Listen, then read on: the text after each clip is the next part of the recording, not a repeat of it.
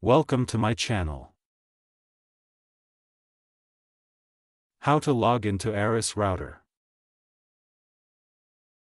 Open a browser and type 192.168.0.1 in the address bar.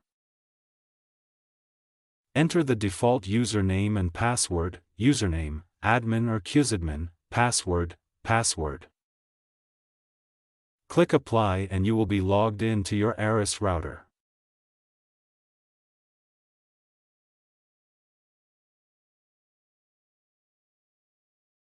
How to change Arris Wi-Fi network name, SSID. Open a browser and type 192.168.0.1 in the address bar. Enter default username and password to log in. System Basic Setup will open in the wireless settings. Enter the new Wi-Fi name in the wireless network name, SSID, field for wireless 2.4 GHz and 5 GHz, if applicable.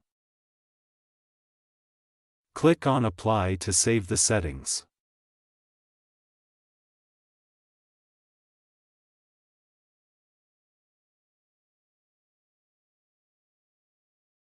Thank you for watching.